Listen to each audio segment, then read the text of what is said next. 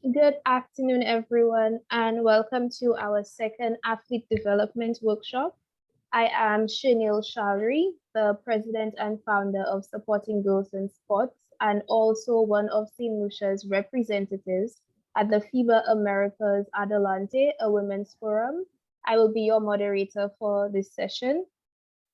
Today's session is on mental skills in sports, and our facilitator is Ms. Roxanne Snyder. A little about Roxanne. Roxanne Snyder recently graduated from the University of the West Indies Caville campus with a Master's of Science in Sports Sciences with distinction. She is currently a junior life facilitator in association with the Youth Empowerment Project, a certified youth leader in the Caribbean Health Lifestyles Program, and a member of the Beckwith International Leadership Development Program.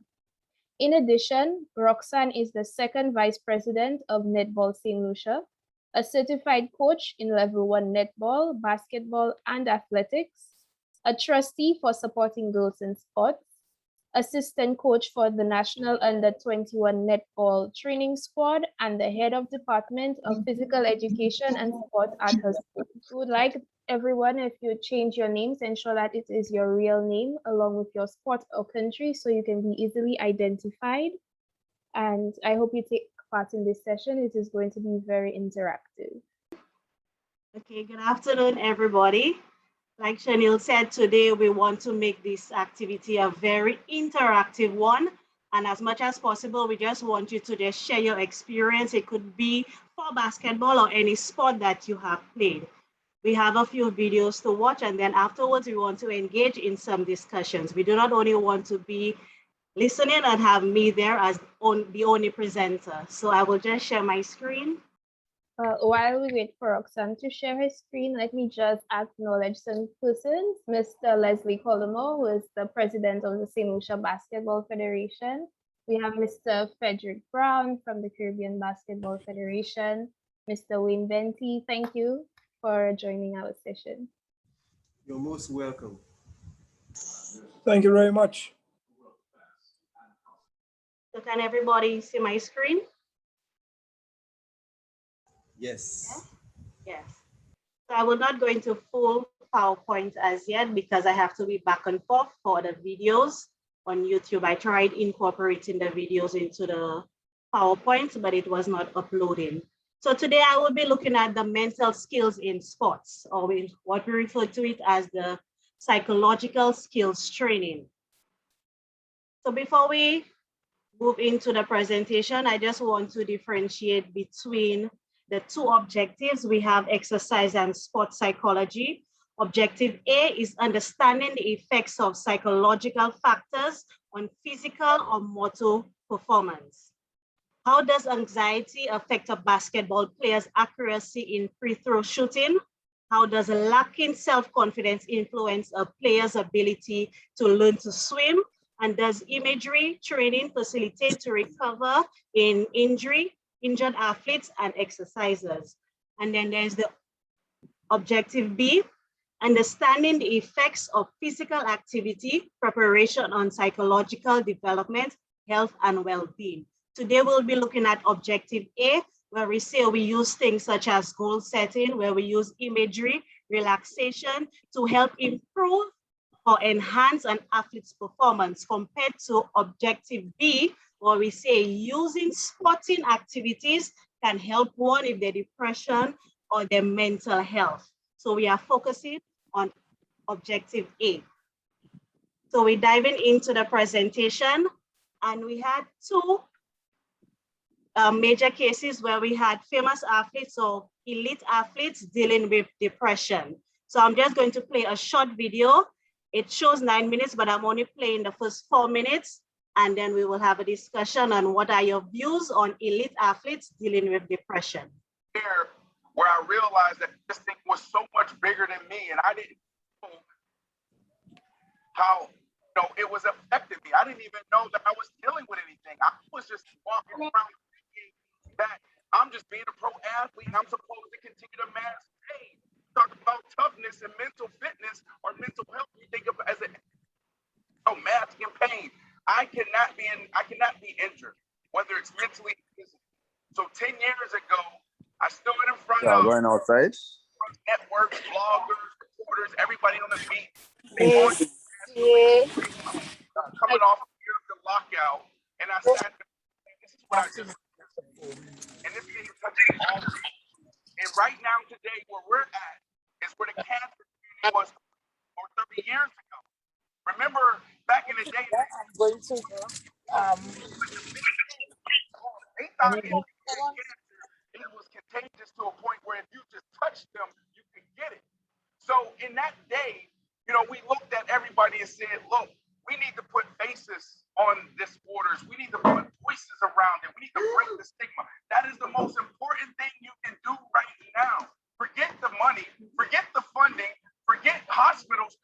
We need people to understand that you may be dealing with something and it's going to hit you eventually, even if it's just a small bout of depression, even if it's just stress. So I'm smiling deep down right now because I remember the weight of the world being in front of me, tears in my eyes, and talking about this is what I experienced. And moving forward, we need to galvanize this community. So for Naomi Osaka, I salute you.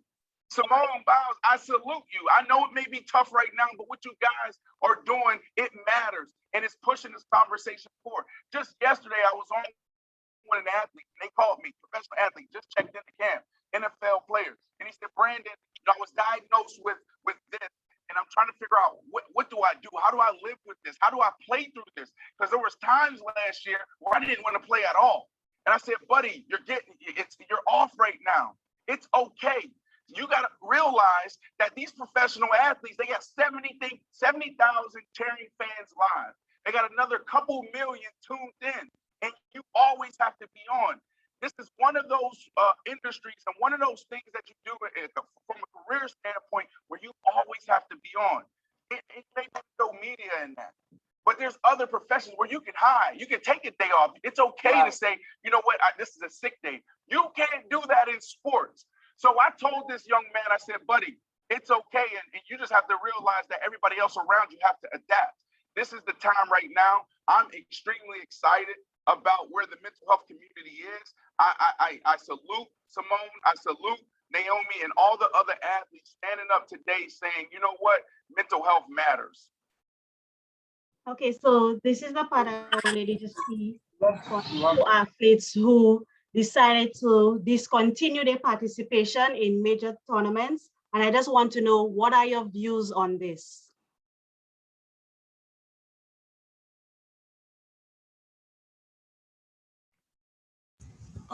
Can I go?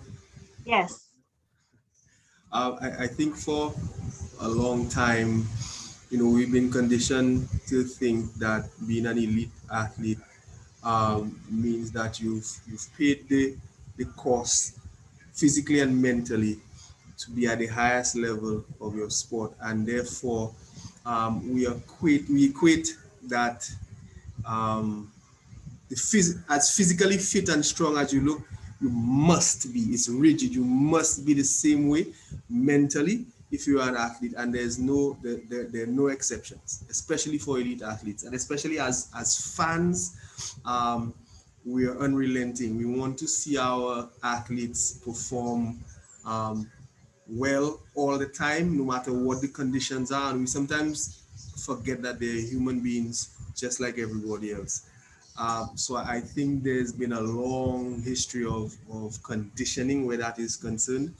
And we don't realize that there's more than likely, I don't know if there's any scientific studies, but I'm fairly sure that the injuries that are sustained are possibly due to mental fatigue and burnout as well as the body, yes, breaking down, yes, but I think that they're contributing factors because of the mental and emotional side of things. So I think it's very important. I think that it's important that a light be shone upon this issue now, because it's something that we have just ignored and just assumed that athletes are supposed to be always on, just like a cell phone.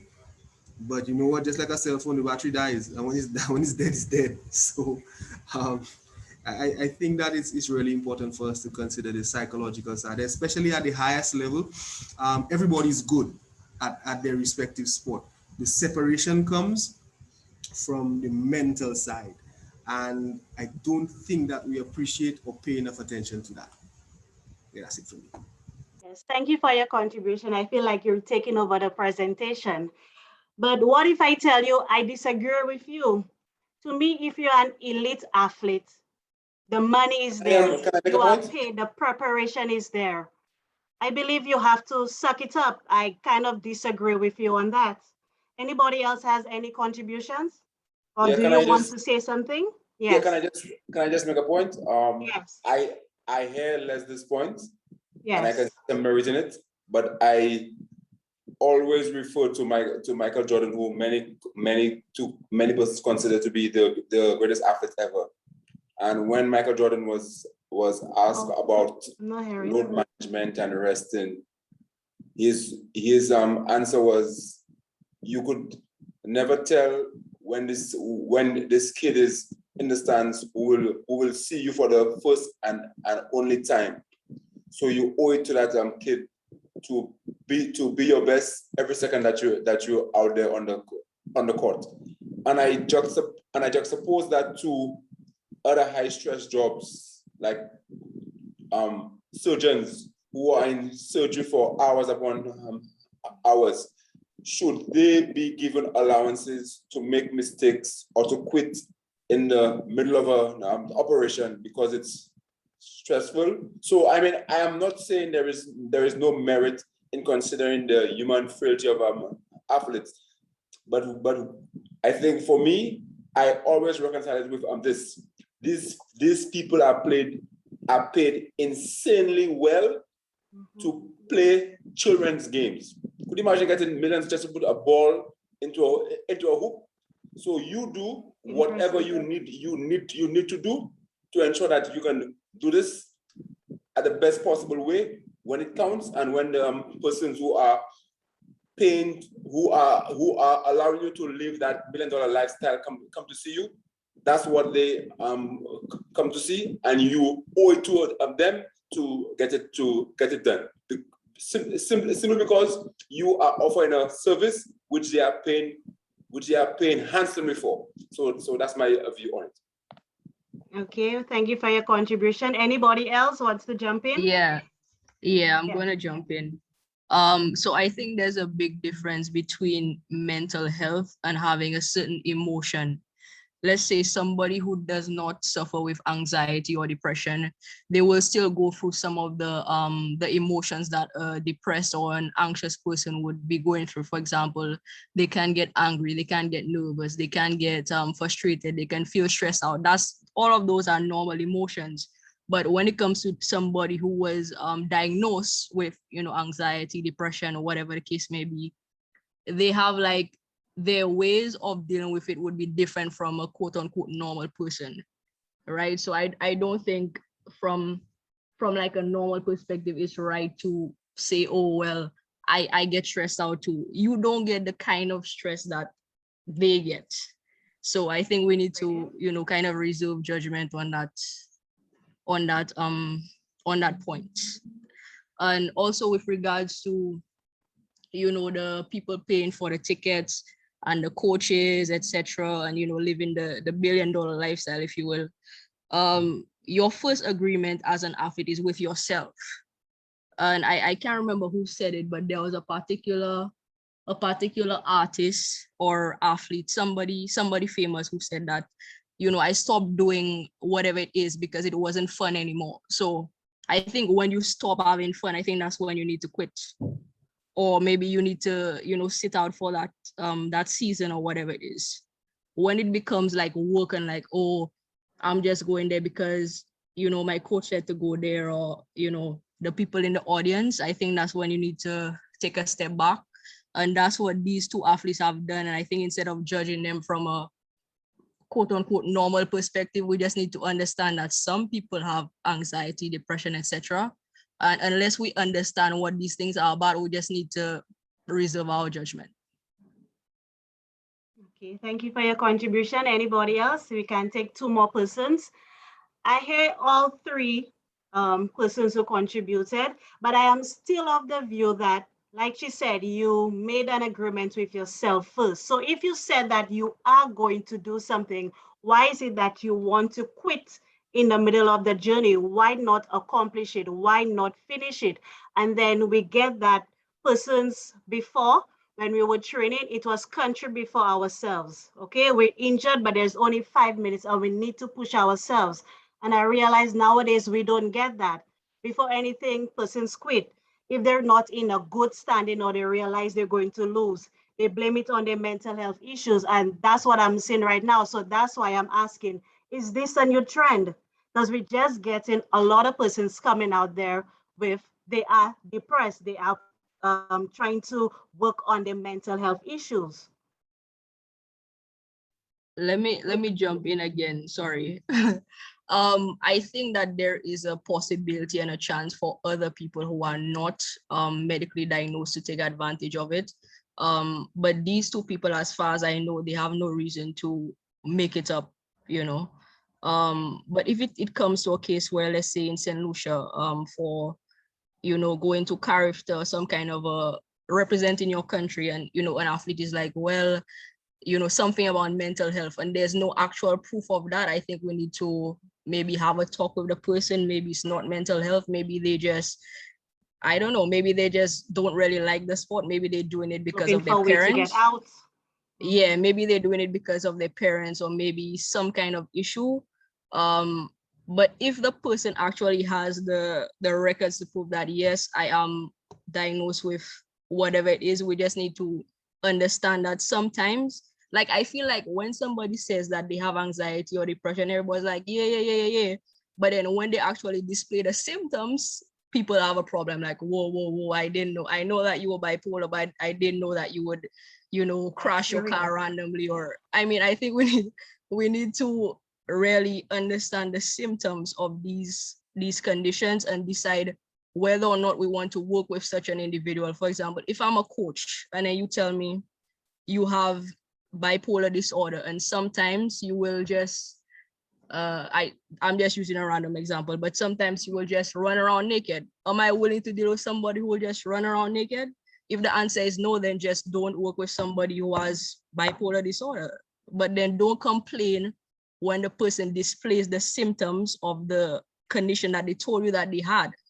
Just like if somebody has a physical disability, you will not chastise them when they act like a physically disabled person. So why should we, you know, chastise people who have mental conditions because they act like what they said that they have? You know, that doesn't make any sense.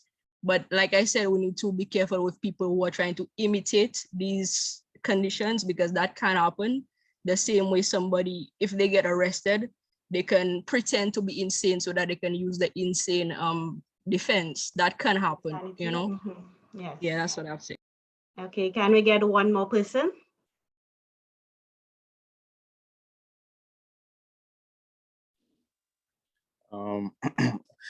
I think that it might be very difficult to identify a person who might be using mental health as an excuse for not doing something, because you know what I mean, we can't look in somebody's head and, you know what I mean, tell what they're thinking, or, you know, determine what they are feeling.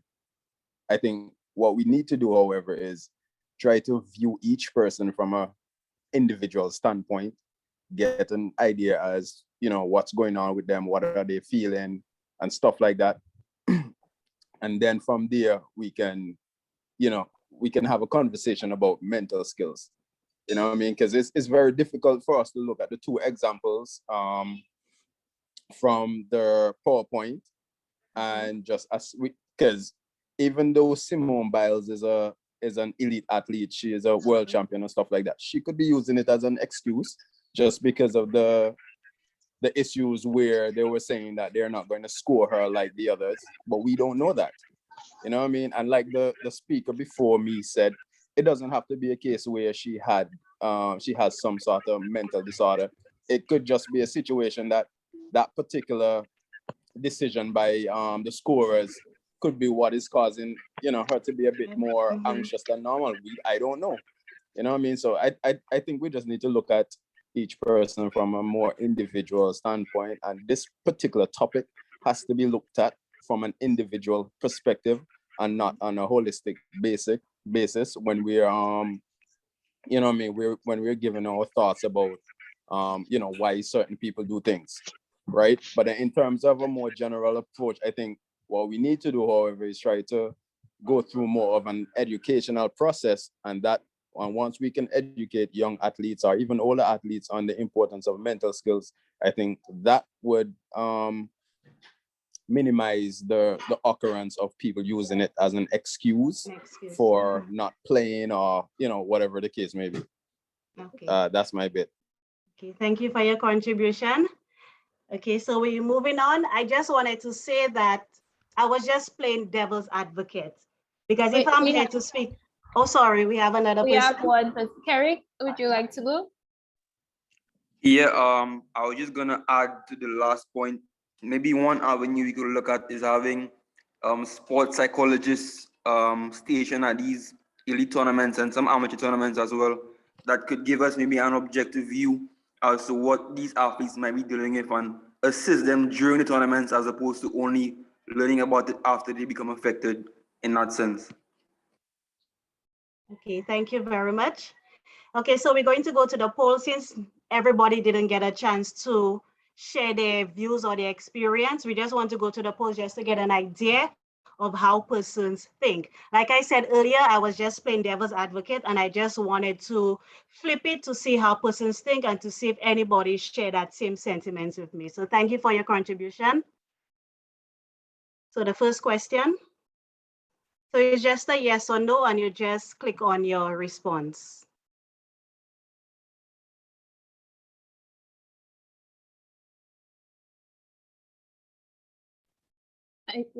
I think they can put it in the chat. Okay, so in the chat, you just say yes or no. So the question is, do you believe that an athlete's mental health is extremely important? And then maybe 3 persons can just tell us why, if they say yes or no.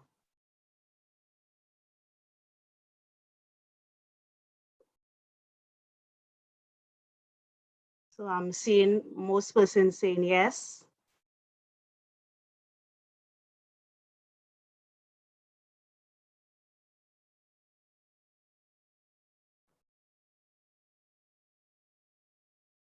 Okay, so far, no one said no. So anybody wants to just tell me why, just in one sentence, just to move on, why they said yes?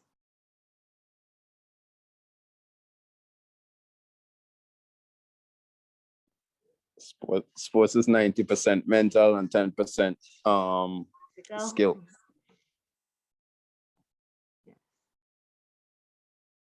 Okay, so we're moving on to another video, which will prompt our next slide and our next discussion.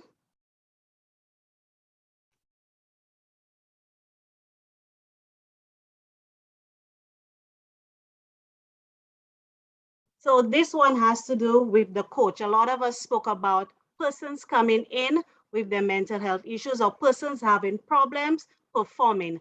And then we have players and coaches who can contribute positively or negatively to their overall performance. I guess. Well, I posted the link in the chat. So I don't know what's happening.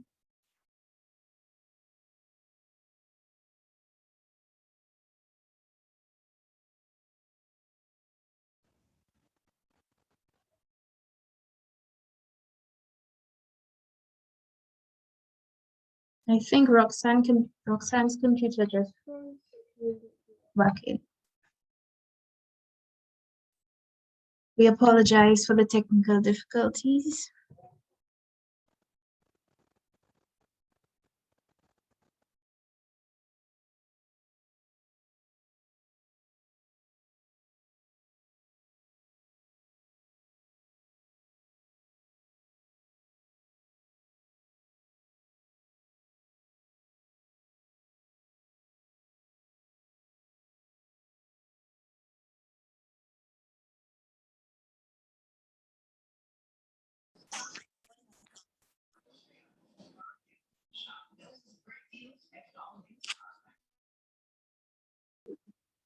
Can anybody tell me about the video? What are some of your views on the Coach Summer methods? Coach Summer is the female. Anybody wants to share their views on her methods?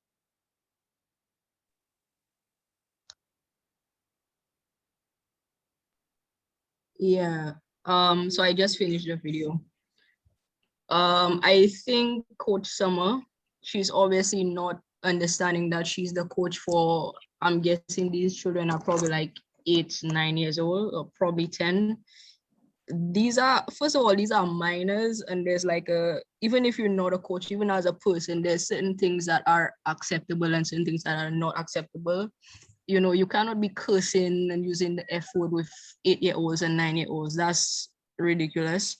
The other thing is that as a coach, you have to give your players a chance to speak, and she was just cutting everybody off and being like, you know, I am the coach, whatever. Yeah, you're the coach, but I mean, give somebody a chance to say something. You know, maybe they have a good point. Maybe because even though you're the coach, you don't know everything, or maybe maybe that particular child has a skill that you just don't know about because you just talking all the time, you know. So yeah, I think she said that she's not a coach, or she's never coached before, and it shows, because she doesn't seem to know what she's doing or why she's doing it. She's just doing it. Yeah. So after watching the video, I think somebody mentioned about the coach saying that they're not a coach and it's their first time, and this is the method that she chose. So having this type of coach, how do we think that can affect one's mental health, especially for this age group? Y'all can hear me? Yeah, we can hear you, Roxanne. Yes, I'm so sorry about that. I would say that as a young person, they seem to be under 10 or around 10 years old, or 9 or 8, around that age. I think it will teach them that to get, you know, there's nothing wrong with intensity, but there's a difference between intensity and like violence. To me, that's just verbal violence. You know, you can be aggressive without being abusive, and I feel like she was verbally abusing them. And I think it just sets a very bad precedent as a coach, as a public, not a public, but somebody with power. I think that they will definitely be affected by that in the long run, negatively affected. Also,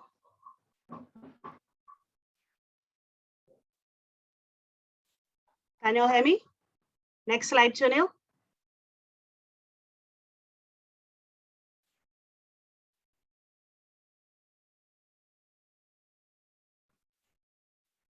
Okay, so I read the definition while my mic was off. I'm sorry about that. Psychological skills training refers to the systematic, consistent preparation. Let me get that.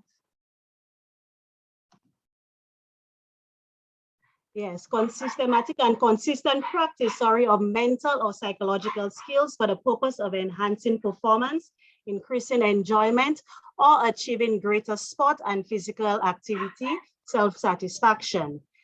Psychological skills such as goal setting, concentration, regulating arousal levels, enhancing self-confidence, positive self-talk, and maintaining motivation also need to be systematically practiced.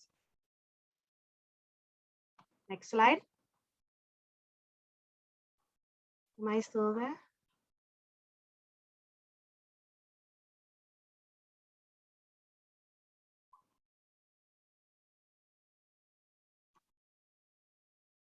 Okay, so why is PST or MST, psychological skills training, so important? I'm sure most of us, either you or a teammate, have seen those things happen. So I'm just going to go through it and you will just self-evaluate. Have you ever walked off the playing field in disgust or after losing a match and you believe that you should have won?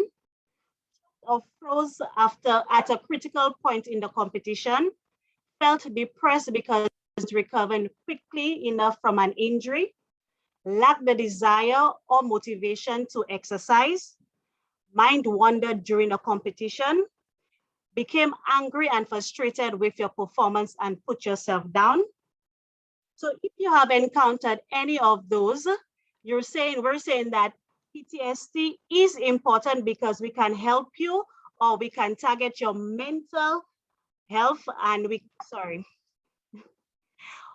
can help you and train you to improve your mental well-being. Just put off. Okay, so we're saying that most players, when they, after losing a game and they walk off that playing field, they might not be motivated to play again. They might be saying negative things about themselves, and they might be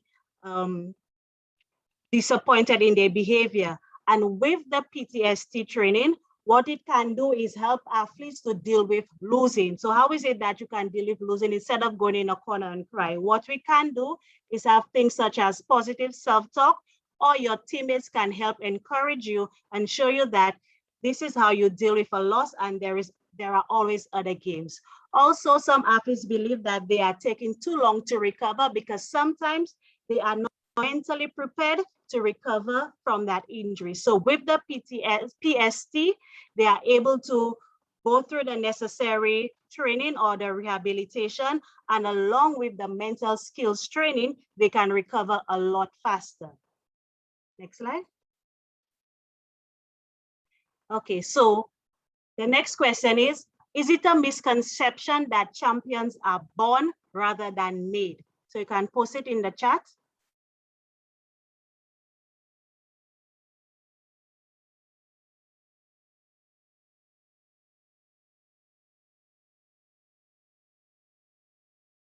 I think you may need to stop sharing the screen for us to see.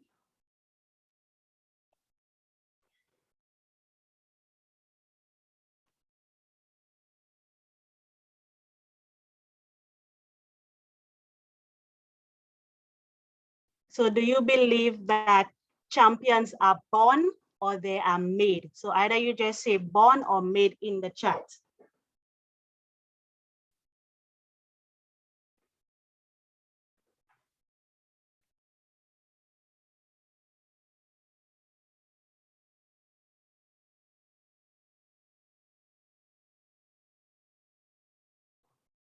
Okay, one person said 50-50. Somebody else said they are made.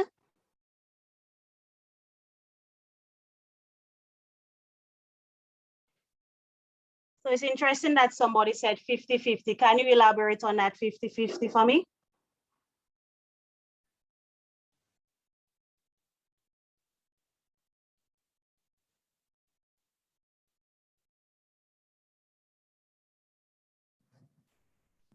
Hi, Roxanne. Hi, everybody. Hello. Hi. I think that champions are made because once you have the innate talent, you may not want to participate in that particular sport or activity that you're good at. So I think the encouragement aspect, whether it be from coaches or parents or teammates, is really important, because without that, you may just feel demotivated or lazy to continue your training, and you won't become the champion that you could be, if that makes sense. Yes, thank you for your contribution. Anybody else? One more? I want to hear the 50-50.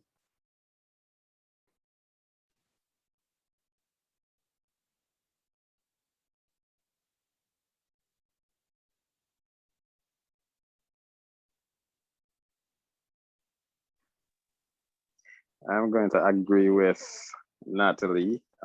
Champions are made. And I'm not really going to give an example. I'm not going to give an explanation. I'm just going to use more of examples. When we look at a lot of these athletes who we can consider champions, you look at Michael Jordan, you look at Vivian Richards, look at all of these world-class athletes who have kids, and the percentage of these kids go on to be, champions to a lesser extent. Just look at them. Look at how many of them go on to be professional athletes. You know what I mean? So I think that in itself alone shows that, champions aren't born and that they are made, because a lot of the others who go on, you find that they work hard to reach the level that they, they would have reached, whatever sacrifices they had to make in order to persevere in whatever sporting discipline they chose. They did it, and they did it consistently enough that warranted them the opportunity to become, international or elite athletes. Okay, thank you very much. Okay, so we're going to move on into the areas of the psychological skills training. What areas they focus on for us to improve so that your performance can be enhanced. So can you share?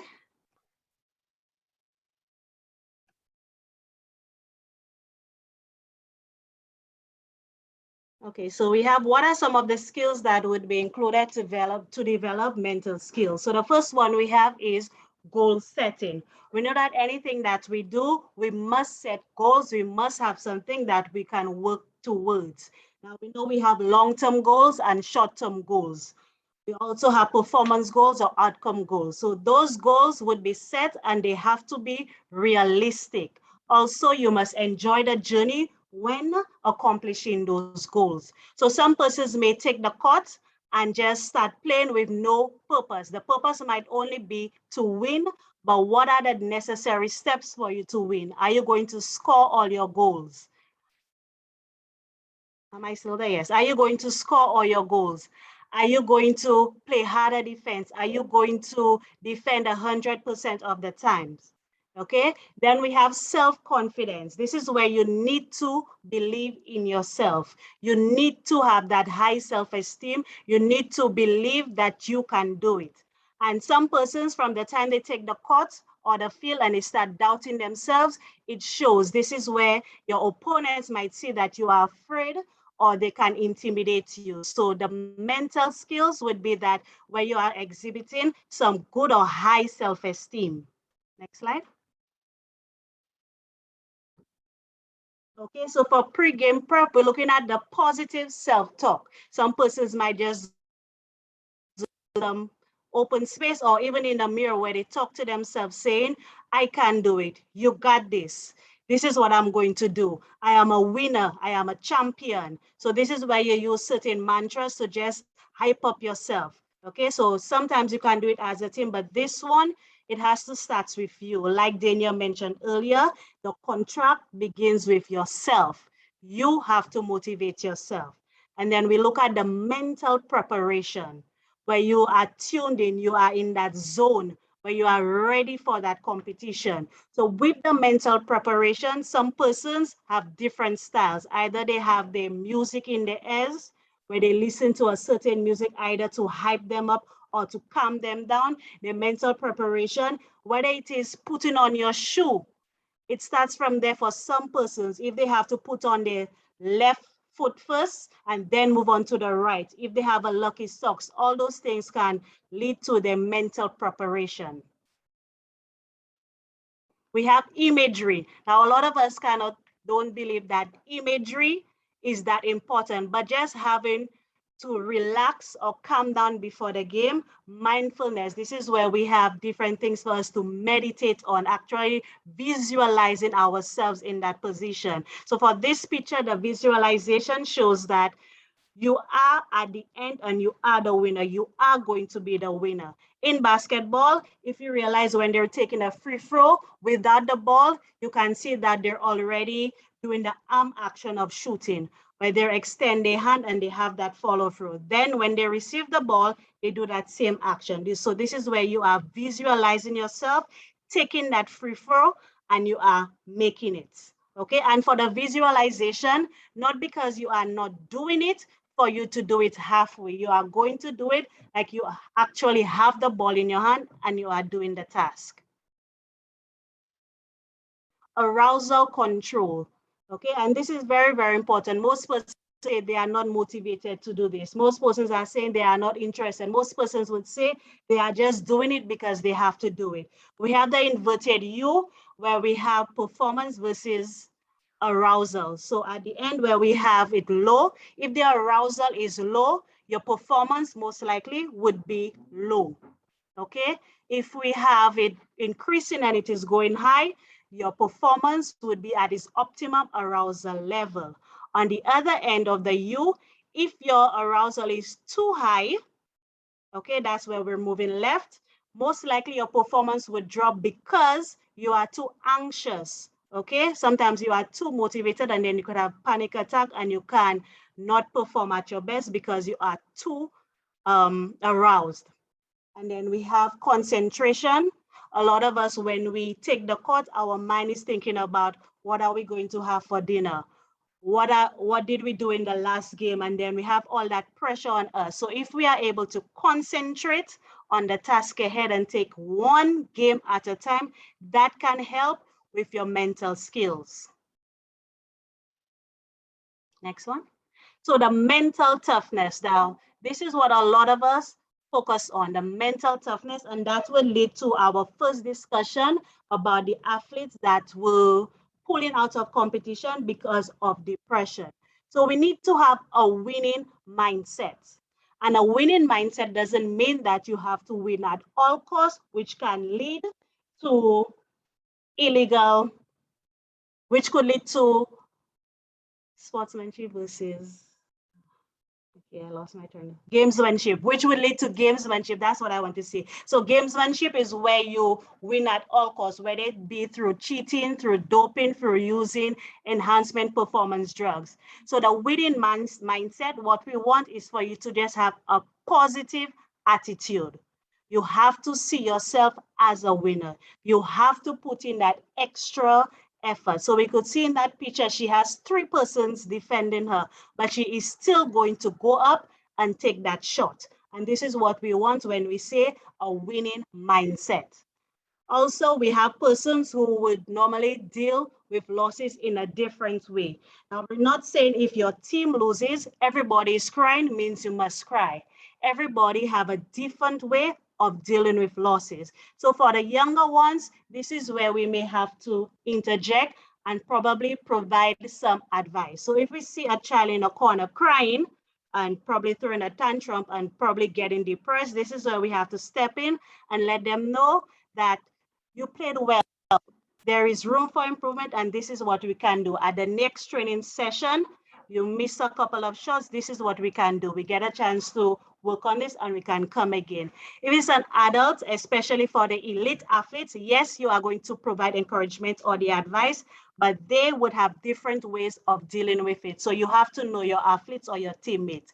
If they want to cry in a corner or be by themselves, allow them to cool down, but you must always address it because we do not want to lose athletes because they have lost the game or they have lost interest. Okay, and the last one on mental toughness, again, we have grit and tenacity. Grit is where you have to dig deep. Okay, you have to go hard. So a lot of persons, even when they are scared, they might be holding back on their talent. Sometimes if we are down by 10, what are we going to do? Are we just going to give up? If we are leading by 20, what are we going to do? Are we going to say, give them a chance, let them catch up? No, we need to go harder. If we are leading by 20, we need to go up until we need to win by 50. So we always need to dig deep. Okay, and handling pressure. This is an area for a lot of persons where they struggle to deal with pressure. Some persons may have problems blocking out comments, especially from the spectators, and this can probably affect their performance, especially persons who have scouts coming in or even family members coming to watch them play for the first time. So as a coach or MST personnel, what are you going to do? What are you going to tell them to do? So maybe you need to tell them, if ever they are doubting themselves, look to the bench. And when they look to the bench, you motivate them, give them a thumbs up. Persons on the court could probably, give a high five. They have that chant. So this is how you can handle the pressure and it can contribute to your mental toughness. Okay, so we have our last video, and this one is very, very interesting as it will summarize all the mental skills areas that we highlighted.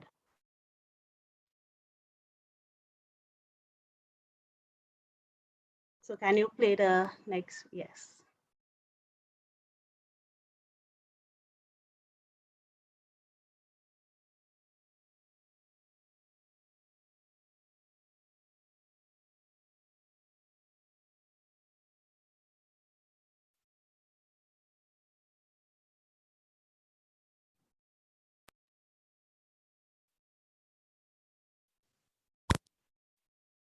Am I talking?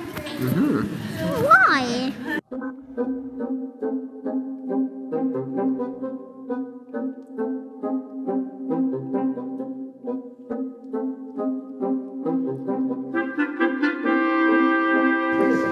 The Zamboni coming on?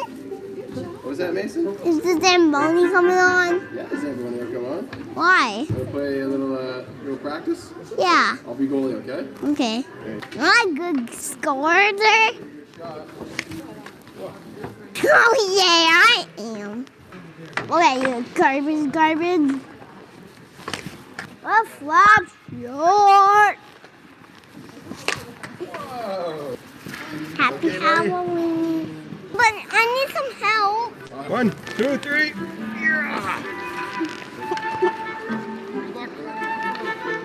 One, two.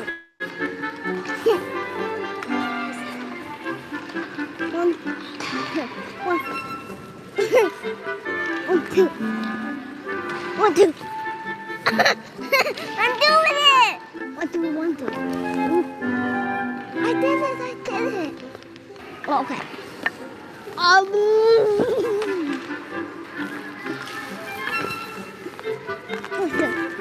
One, two.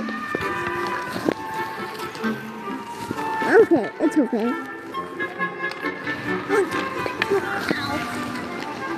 I gotta have a nap. Okay.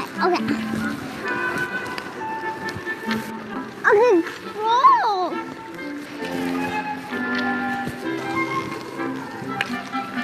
That's good. 1, 2, 1, 2, 1, 2, 1, 2, 1, 2, 1, 2, 1, 2, 1, 2, 1,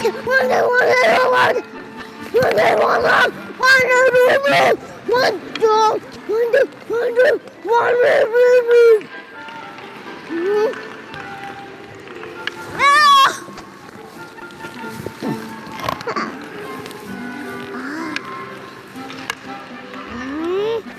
let me go, you old fat can. Ow! Old pink can. Old pink can. Okay. I can do both. 1, 2. My friend.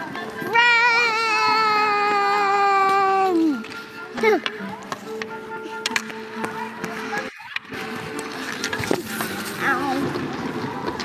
Okay. Fast as I can. My legs are hanging out. Watch out, everyone. Okay, we're winning. I win. He's not here today. He's not here today. And he's not here today. And he's not here. I'm gonna grow up, baby. I wanna go to McDonald's. Are we gonna go to McDonald's after? Yeah, we're gonna go to McDonald's. Okay. That was funny. Okay, I'm gonna go sit down. Ow! Over here. Hayden. Still wanna play with me? I'm gonna do so fast.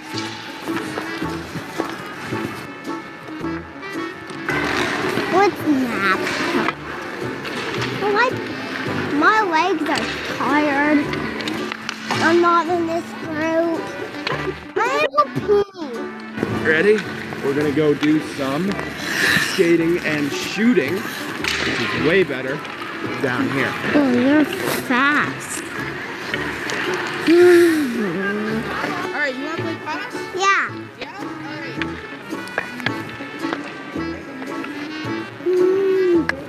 Crisscross applesauce. Hold the stick here and there. Okay? There. Oh, good try. Okay. Yay! I scored, Daddy! Okay, after.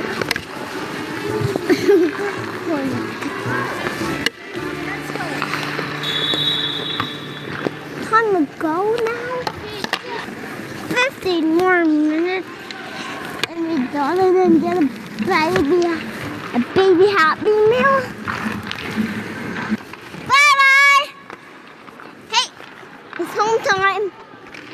What was your favorite part of practice? I like to go skate in bubbles. Bubbles? See you later, everyone. Dad, I love you so much. Thanks, I love you too, Mason. Okay, My thank you. legs are tired. Your legs are tired. We have 1 minute left. Okay? Can you keep going for 1 minute? Maybe after hockey, I'm going to go McDonald's after. Huh? I'm going to go McDonald's after with my Oh, dad. you're going to McDonald's? Mhm. I want to go to McDonald's. Okay, thank you.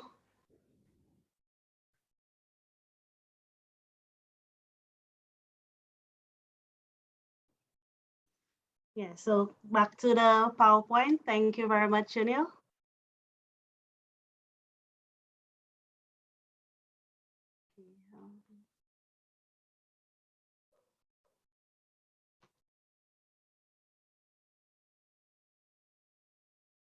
Okay. So based on the video we just watched, can you tell me what mental skills were highlighted by the kid?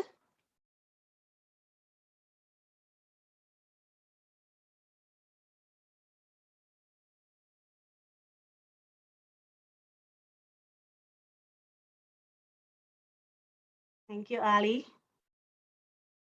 Anybody? What mental skills were highlighted? Did we see any self-confidence? Did we see any positive self-talk? Did we see mental preparation? I'm just reading from the presentation. Did we see relaxation? Did we see visualization? Did we see a winning mindset? Did we see grit and tenacity? Anybody? Okay, so we saw determination. Can we get 2 more? Yes, a lot of that, a lot of positive self-talk. We had a lot of positive self-talk. What about his self-confidence?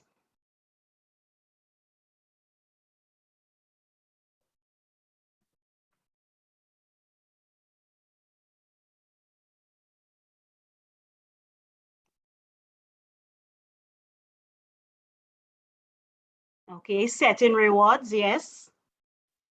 So the setting rewards, that means he probably set a goal, and because he was satisfied with his performance, he wanted a reward. And with the reward, that would take us to the arousal or the motivation. Was he intrinsically motivated or extrinsically or intrinsically motivated?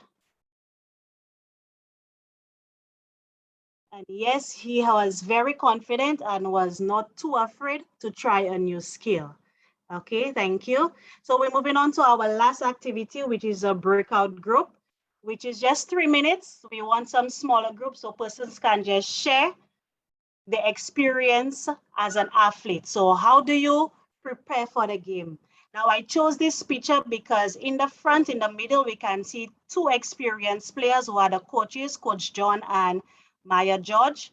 And then we have some to the back who are new players, and then there are some who have represented Saint Lucia. So from this bunch, we would say that the preparation is different. Okay, so what we want to do is just a few persons just to share how they prepare for competition. How do they prepare for a game? What mantras do you use? What do you do as a team or individually? Okay, what motivates you? And what are some of your pre-game routines? So if we could get 3 persons, we will do it right here instead of the breakout groups. Do I have to call on some of the national players? Do I have to call on some persons I have not heard for the day? Cleo, I know you're one of our national basketballers. Would you like to share how you prepare for a game mentally? Or do you just take the court and whatever happens, happens?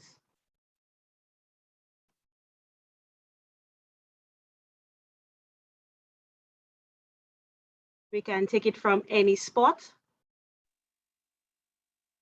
So Carrick, I know you're there for football. Can you just tell me how you prepare mentally for that game? Yes, we all have the physical ability. We've all been doing the physical training, but what do we do mentally before taking that court or the field? We could just get 2 volunteers, yes? Yeah, I just wanted to add, before a full game, a lot of what happens before is a lot of visualization and preparation, especially because it's a contact sport. In terms of preparing for injuries and such, you get into a lot of physical battles with your opponent. So being prepared to go into these battles and come out on top, being confident, being brave, that helps the preparation. Okay, thank you. One more person. Okay, so we're just moving on to our last slide, which is tips to help improve athletes' mental skills. So we want you to choose and maintain a positive attitude, maintain a high level of self-motivation, set high realistic goals, deal effectively with people, use a lot of positive self-talk, and we saw that in our last video. Use positive and mental imagery. We have to see ourselves holding that trophy or getting that medal, or just doing the action without the ball. We need to manage our anxiety effectively. So if we need to listen to a calm music to calm us down, then we could try that. Manage the emotions effectively. Okay, and the last one is to maintain concentration, especially when you are playing in a home away game. Okay, and the last thing, last question, how many persons believe that those tips that we mentioned previously can actually help improve our mental skills? So you just type it in the chat and this would be it. And in the meantime, do we have any questions? Do we believe that those tips can actually help our performance, our sporting performance?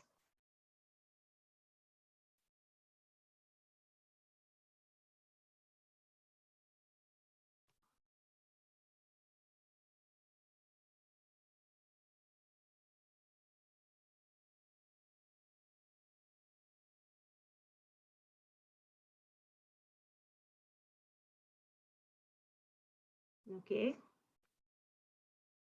Okay, thank you everybody for your patience. I think today really tested my mental skills because sometimes we prepare for a game or we prepare for an activity and we have a lot of hiccups. Sometimes our opponents bring a different game plan, and it's how mentally strong you are and prepared. And I think today really tested my mental ability because I wanted to cry, because I know we have persons from Antigua, Barbados. We even had an international person here.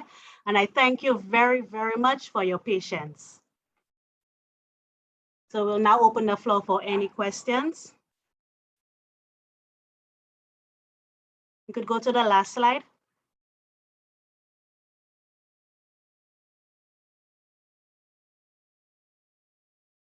I guess no questions. So any feedback? I have a question. Yes. Do you think Saint Lucia will begin to see the importance of sports psychologists in sports, well, locally and nationally? Okay, thank you. Do that. Okay, thank you for your question. If you look at the 2 slides before, in the conclusion, I mentioned that the Caribbean finds it a little hard to appreciate sports psychology. Okay, for some of us, we do not believe that the mental, or we probably label persons who say they are depressed. Okay, so do I see persons appreciating it in the Caribbean? I would say yes, especially at the national level or the elite level. I can speak for the Football Association where I did internship, and they actually asked me to come on board to do the mental skills training with the under 15 girls. So when you have persons who have done the training and they are aware of the importance, they are the ones who have to show the appreciation and start the have the initiative to bring it on board. So yes, and look here, basketball is bringing it along. And if we see results from that, then yes, I do see that we can introduce it in the Caribbean and St. Lucia. Anybody else?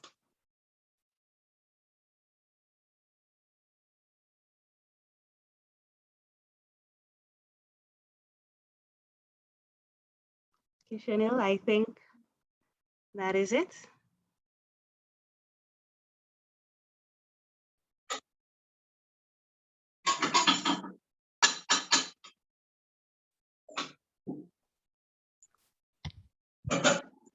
Do we have any other questions?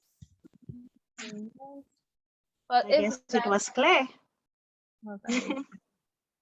Or persons are away from the computers. What's happening? Well, if we have no more questions, I'd just like to thank everyone for coming and for staying with us. We had some ups and downs, but thank you for sticking around. And just to provide more information on our athlete development workshops, so far we've had 2. Yesterday we had one on anti-doping in sports. Our facilitator was Dr. Sasha Sutherland. Today we did mental skills in sports with Roxanne. And our next workshop is on Monday, August 16th, where we will do nutrition and diets in sports. That is at 6 p.m. So please tune in. If you need the link, it will be on our social media pages, but you can also email slbfprojects@gmail.com for more information. So thank you again for coming.